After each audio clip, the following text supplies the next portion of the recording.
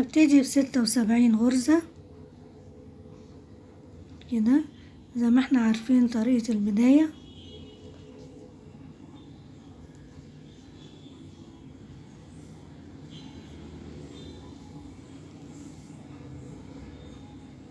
انا هكمل ال76 وهرجع نكمل مع بعض بقية الشغل. كده حبايبي ال76 غرزة اهو. هبتدي اعمل السطور بتاعتي كلها سطور عدلة كده.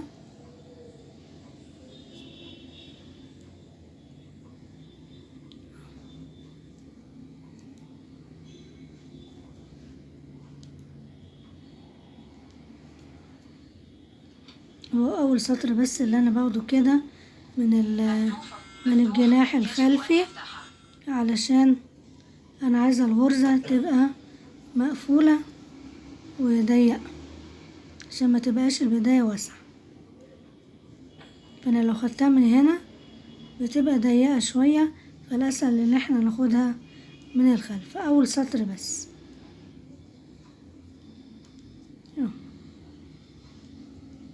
كل الغرز هتبقى معدولة.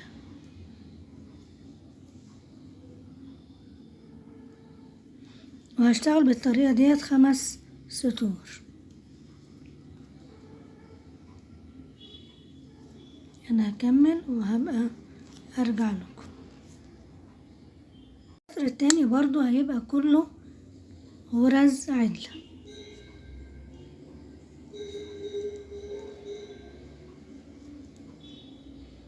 او كده. بصوا بقى احنا عدلنا الغرزة اهي، بناخدها من الجناح الامامي اهو كده. السطر التاني هنعمل 5 سطور بنفس الطريقة دي، يعني عملنا التاني فاضل التالت والرابع والخامس. فانا هكمل لحد ما اكمل 5 سطور وهرجع لكم نشوف الغرزة اللي احنا هنعملها.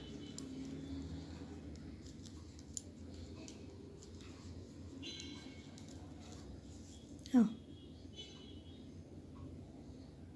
بصوا حبايبي كده عملنا 5 سطور. الغرز كلها بتاعتهم غرز عدلة سواء في الامام او في الخلف. ده خلف الشغل اهو، وده الامام بتاع الشغل اهو. خلاص هبتدي اشتغل بقى الغرزة بتاعتنا. اول غرزة دي هخليها غرزة حافة، واخر غرزة برضو هتبقى غرزة حافة، فدول هنشتغلهم هيبقوا معدولين على طول. في الامام والخلف هيبقوا معدولين. خلاص يبقى اول غرزة كده هناخدها بالشكل ده معدولة. بعد كده هعمل لفة كده على الابرة وهشتغل غرزتين عدل 1 2. هجيب الغرزة اللفة اللي انا عملتها دي واطلعها بره كده على الغرزتين بالشكل ده. خلاص هعمل لفة اشتغل غرزتين عدل 1 2، واجيب اللفة اللي انا عملتها دي واروح مطلعاها بره بالشكل ده كده. اعمل لفة تاني. الشغل بتاعي يبقى بنفس الطريقة دي. ادي غرزة 2 واجيب اللفة اهي كده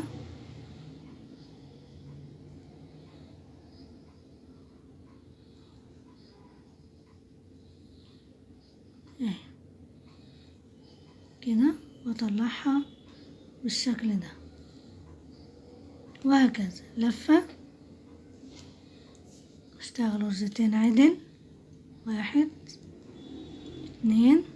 هجيب اللفة اهي واطلعها برا الشغل بالشكل ده اهو. تاني اهو لفة اشتغل غرزتين عدل 1 2، واجيب اللفة اهي واطلعها برا الشغل بالشكل ده. هعمل السطر كله بنفس الطريقة دي. خلاص وهنهي بغرزة عدل ديت اللي هي الحافة اخر واحدة هتبقى عدل سواء في الامام او في الخلف. وانا هشتغل السطر دوت وهرجع لكم.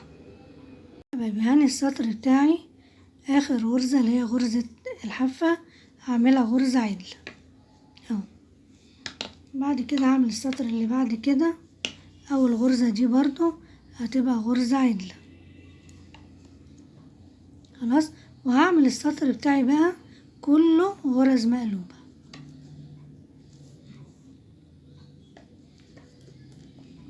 اهو. اول سطر اللي هو فيه الغرزة والسطر اللي بعده بيبقى غرز كلها مقلوبة.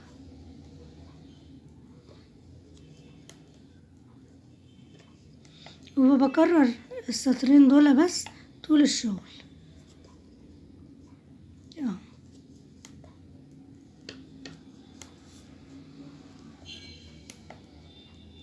انا هكمل باقي السطر وارجع اكمل معاكم الشغل.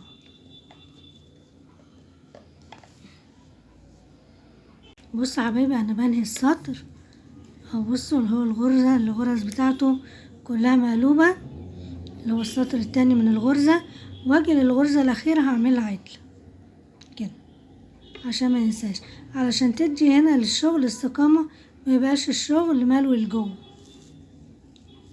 هاجي بعد كده بقى هكرر السطر رقم 1 مرة تانية اهو. هعمل برضو اول غرزة كده عدل،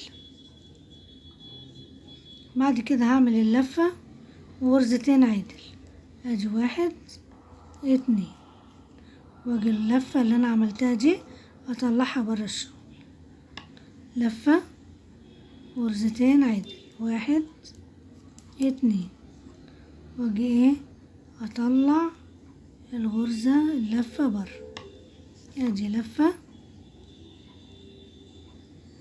غرزتين عدل 1 2، وادي اللفة اطلعها برا الشغل تاني اهو. ادي غرزة 2 واجي اللفة اطلعها برا الشغل وهكذا. خلاص كده حبايبي يبقى هعمل سطرين، السطر اللي بعمل فيه لفة وغرزتين عدل واطلع اللفة برا الشغل، والسطر التاني اللي هو الخلف بيتعمل كله مقلوب ما عدا الغرزة الاولانية والغرزة الاخيرة اللي هي حف. هشتغل حبايبي كده بقى هعمل طول 7 سنتي خلاص من اول سطر انا عملته كده من اول هنا لغاية 7 سنتي يبقى كده العرض بتاع الشغل. فانا هكمل بقية ال7 سنتي وهرجع لكم نكمل السليبر مع بعض.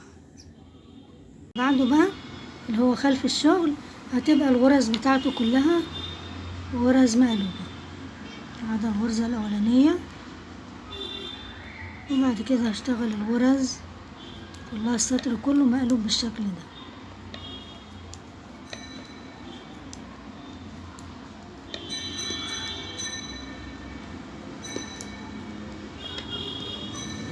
وانا هكمل بقية السطر وهرجع لكم. بصوا يا حبايبي كده احنا خلصنا اهو الطول اللي احنا عايزينه للسليبر. هقيسه لكم كده بالمزورة. بصوا 7 سنتي اهو، 7 سنتي اللي هو العرض اللي احنا اشتغلناه. وعملنا كام غرزة؟ ادي 1 2 3 4 5 6 7 غرز اللي هما السطرين اللي احنا اتفقنا عليهم. هيبقى سطر فيه لفة واشتغل غرزتين واللفة اطلعها من فوق الغرزتين برا الشغل، والسطر التاني اللي هو هيبقى كله مقلوب. هو الشغل كله بنكرر السطرين دول زي ما انا قلت لكم كده 7 سنتي خلاص. هنبتدي بقى نقفل السليبر.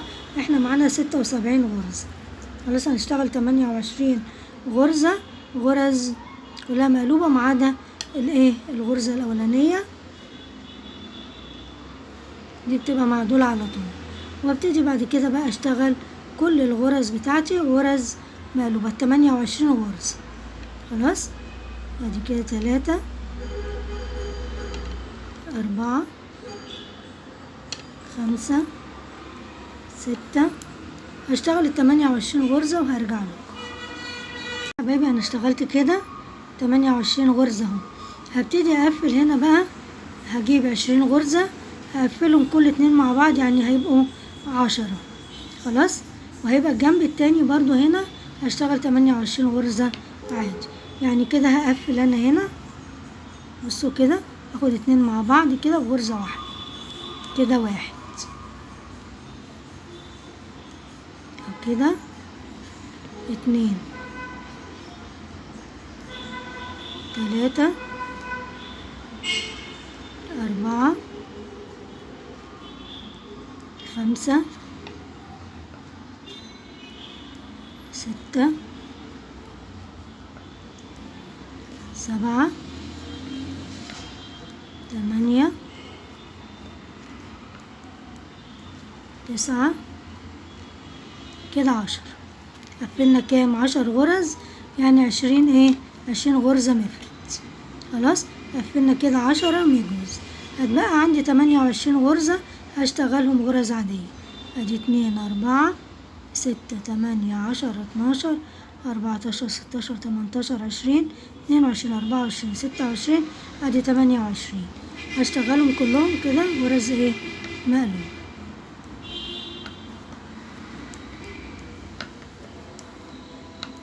انا هكملهم برضو وهرجع لكم عشان ما اطولش عليكم.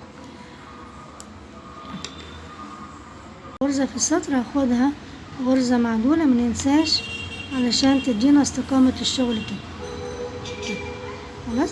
هقلب الشغل بقى وهشتغل السطر كله غرز مقلوب ما عدا اول غرزة اللي هي الحافة اخدها معدولة، وبعد كده اخد السطر كله مقلوب.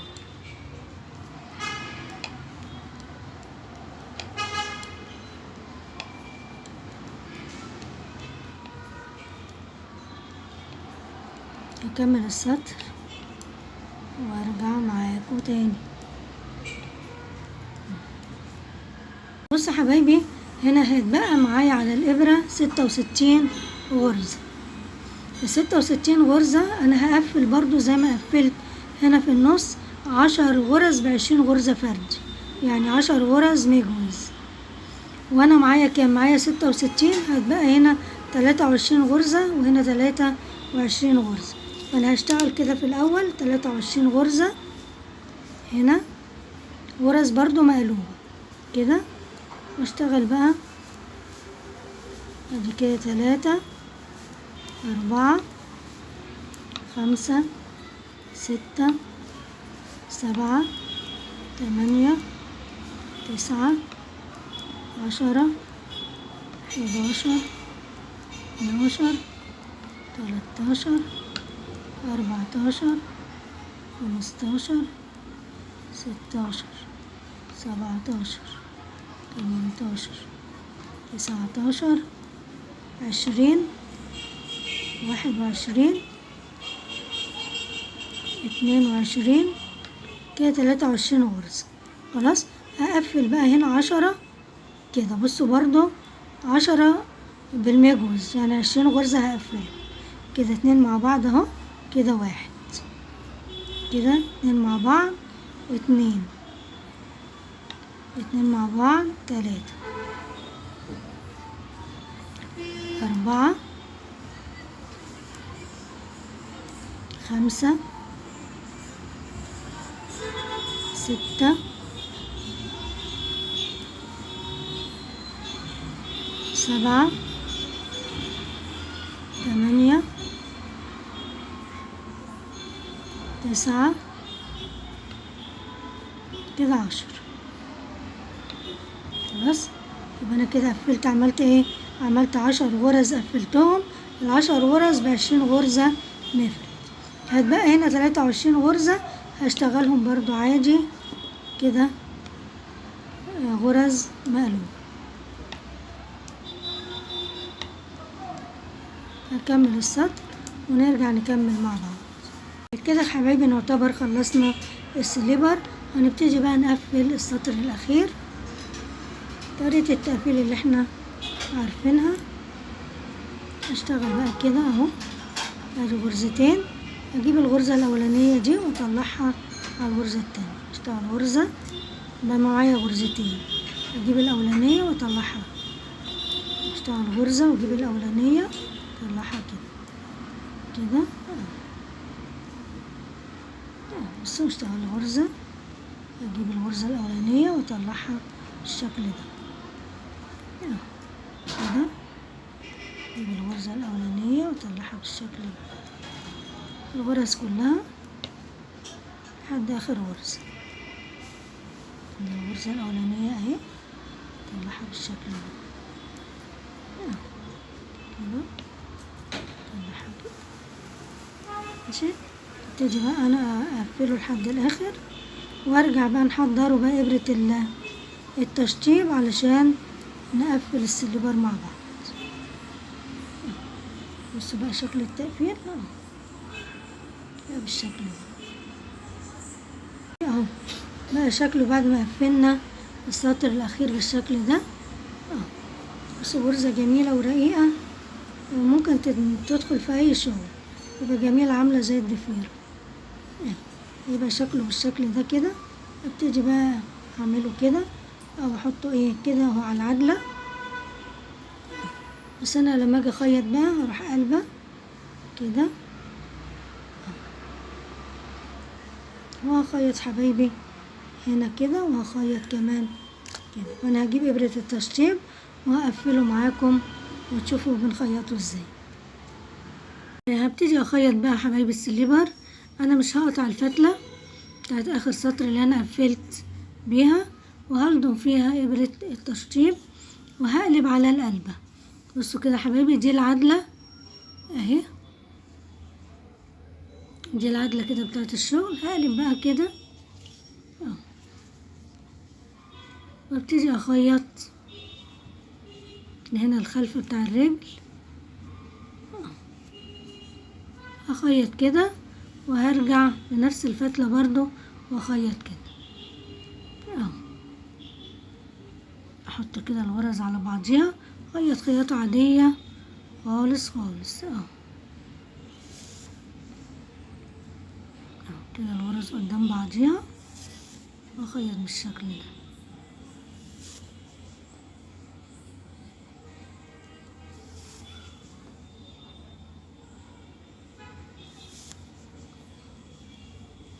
واظبط كده، ادي الغرز اهي كده، خياطة عادية خالص مفيهاش اي فن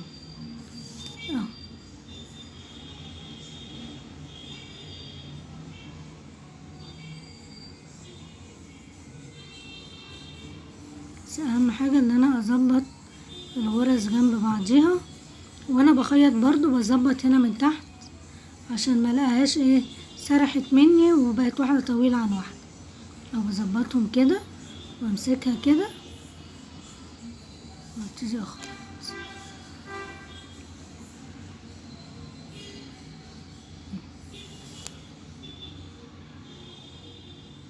انا هكمل بقى بقية الخياطة، اكمل كده وهرجع اكمل كده الرجل دي كده، الرجل من تحت.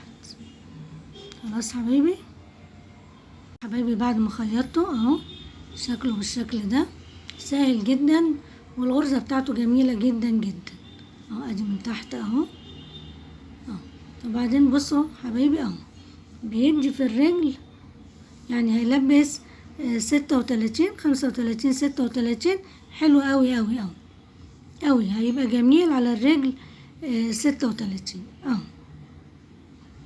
اهو حبايبي بالشكل ده كده اهو، شكله بيبقى جميل في اللبس، والغرزة بتاعته سهلة وبسيطة وسطرين 2 بس زي ما احنا شايفين كده.